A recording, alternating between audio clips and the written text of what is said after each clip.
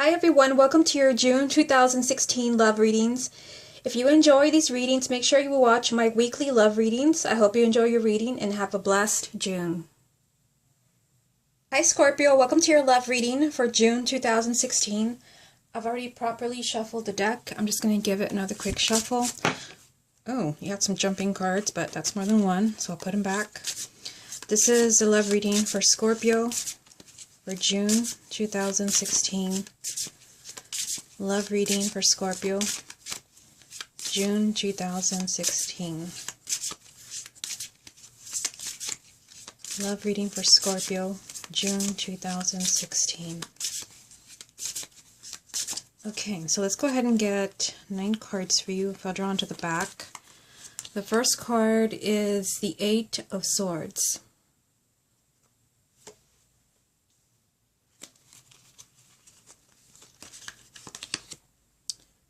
Temperance. This has been a card that I've not seen at all in any of the readings. I've done quite a few already. I'm almost done. 3 of Wands.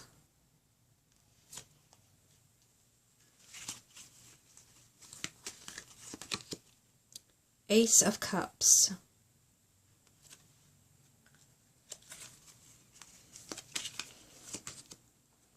The Moon.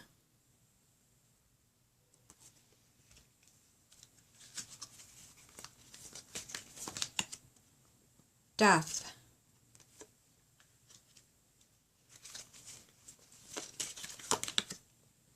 Knight of Wands.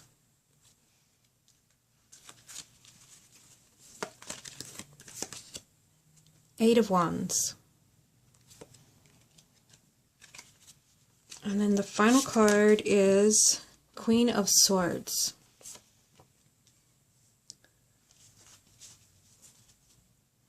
Okay, let me pick up these cards just a little bit. So the heart of your reading is the Moon, a major arcana, and this does represent sometimes confusion, fears, and kind of lack of information. There's always something that you don't know with the Moon. Sometimes this is a truth being revealed to you. But let's start with the top row. You have the 8 of Swords, Temperance, and 3 of Wands. Now this has been coming up for like nearly every sign. I feel like the first card, for nearly everyone, the first card has been difficult, and I feel like I'm getting the message that this is the energy that you're coming into the month with.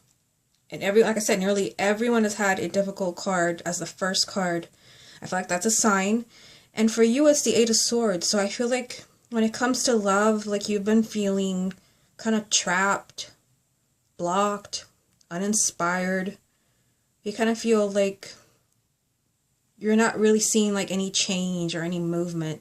And usually with the 8 of Swords, you feel like there's really nothing that you can do about it. Like it's completely beyond your control. So there's kind of this energy of, you know, I'm just kind of stuck wherever I'm at and I just have to deal with it. But then you have Temperance. And this is usually a card of, it's a card of self-restraint and balance and kind of not doing anything extreme. I don't know, I'm kind of getting the message that for some of you, you've been in this energy from the 8 of Swords for some time where you've just kind of been blocked in some way. You feel like you've been blocked and you're tired of being in that energy, and I feel like you're getting ready to kind of do something unexpected. I mean, we don't have the Tower in this reading, but I feel like that Temperance card is telling you to kind of hold on because something big is coming for you. You do have the 3 of Wands right there, which is telling me that you're tired of being in that 8 of Swords energy. You're tired of being stuck wherever it is that you are, and you're looking towards the future. With the 3 of Wands, you're trying to see like where your abundance is. Where are your manifestations? When are you going to receive? And you have Temperance right in the middle, kind of telling you you are going to receive, so don't do anything extreme. You know, this is a general reading, so it's hard to say. I feel like for some of you, like you're considering doing something, I don't know, I'm hearing doing the unexpected. I don't know, this could be something like dating someone that is not your type, or dating someone where there's like a huge red flag over them. Just because, you know, you're tired of kind of feeling blocked, or, you know, not finding the right partner. I feel like, you know, your ship is coming in. That is the Three of Wands, waiting for your ship to come in. And it is coming in. Literally right here, you have the Ace of Cups. This is a new love or rekindling an old relationship.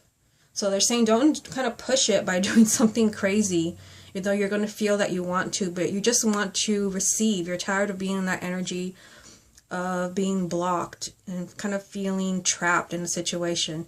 So the Ace of Cups is telling you there's a new beginning coming for you when it comes to your love life. This is a new person coming into your life, or it can be kind of rekindling an old relationship. You do have the Moon, like I said, as a heart of the reading. And I don't know, there's something about this relationship because, I mean, you do have love and it's a beautiful card. Not everybody has had a beautiful card in their love reading, but the Moon is there. I feel like, you know, there's either a new love or rekindling a relationship, but there's a lot of confusion around it. For some of you, it's confusion. You don't know, like, if you should take this person back. You don't know if this is actually the person you're meant to be with. Like, you're kind of torn as far as what to do about this new relationship. You may have trouble trusting. It could even be that this relationship kind of happens in a way that you don't expect. You do have death there. Interesting that you would have Moon and death. I'm getting the message that for some of you, like, the Moon represents, like, your fears. Like, there's something, you know, the cup is being offered to you, and that is love. And the Death card, it represents a huge, significant event in your life. Since this is a love reading, this means that new people that come into your life in June are going to surprise you. You may kind of come into things kind of skeptical. I see that here. I mean, with the Eight of Swords, the Moon, and the Queen of Swords, that's definitely skeptical energy. You know, the Queen of Swords is very emotionally detached. And, you know, then you have the Eight of Swords, which is kind of feeling blocked and kind of trapped and confusion right in the middle.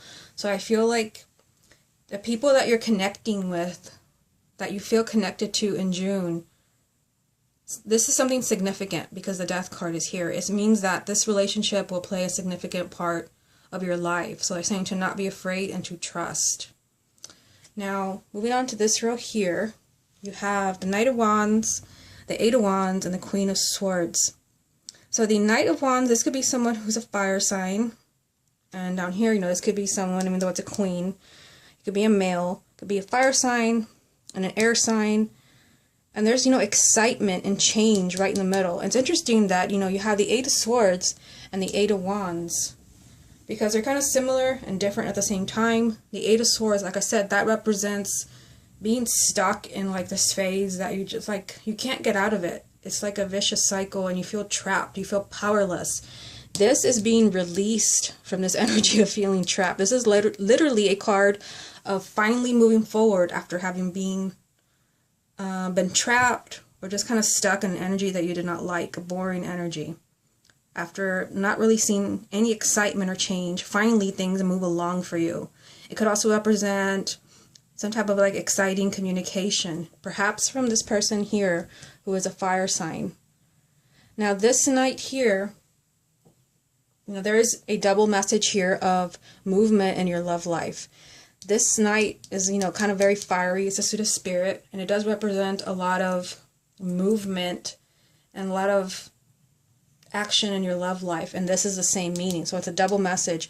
But this Knight can also be like a knight in shining armor, and it is lined up with the Ace of Cups here. I feel like this Knight could come in and save you from this energy from the Eight of Swords, where you feel like you've been blocked or trapped. The Knight of Wands likes to rescue. This is usually someone that comes in and kind of whisks you away and removes you from a negative situation, sometimes even from an unhealthy situation where you're kind of stuck in an unhealthy relationship or abusive relationship. This is someone who rescues. And like I said, a double message of positive movement. I do feel, you know, you have the Queen of Swords. I do feel like you have to keep an open mind. I feel like some people may not be willing to kind of trust and kind of like what's happening. I feel like you might feel that this is too good to be true. You don't know if this is actually the person you're meant to be with. I feel like there's some type of really strong confusion when it comes to the people that or in your life in June. So the Queen of Swords, you know, I feel like she is telling you to keep an open mind. I feel like some people might want to, you know, kind of close up emotionally, put up walls. The Queen of Swords also, like I said, she's very like detached emotionally. She does not like to deal with emotion. She deals with logic. But, you know, all of the cards that I see here are telling me that things are kind of moving in a positive direction for you. Yeah, and the Queen of Swords here, even though this is, you know, being very logical and sometimes being emotionally detached, like I said, she could also represent truth, but she's lined up here with positive cards. Death is saying that something big wants to happen in your life in June. And death can sometimes, it can sometimes represent like marriage, even divorce, you know, children, relocation. I feel like something big wants to happen for you, but you have to have an open mind. You have to be honest with yourself and other people. And I feel like this is exactly what you have been waiting for because it's lined up with the Three of Wands. Like I said, this is you looking towards the future. This is you kind of seeing, like, wondering where are my manifestations? When am I going to receive? And they're telling you here to keep an open mind. Something big is coming in for you. So let me see if anything else jumps out at me.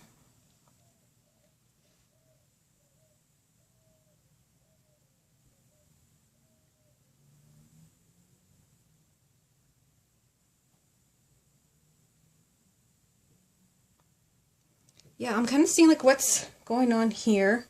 Remember that I said with the Temperance card, I felt like somebody was going to do something extreme, like something unexpected, and they're telling you like don't do that because there's something positive coming in for you.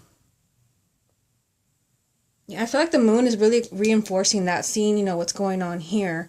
Like I said, this is kind of, they're telling you don't do anything extreme. I feel like it's something that is like a red flag, like dating someone you're not supposed to be dating, or someone that you know is no good for you. Because, this is confirming it, because there is something that you don't know. The moon always represents kind of hidden information, and your fears, and what you don't see is that there is finally movement and positive change coming back into your life. So I feel like they wanted me to repeat this because someone is kind of contemplating like an unhealthy relationship, or generally just kind of like giving up on their love life, but there is, you know, love and kind of positive change all over this reading.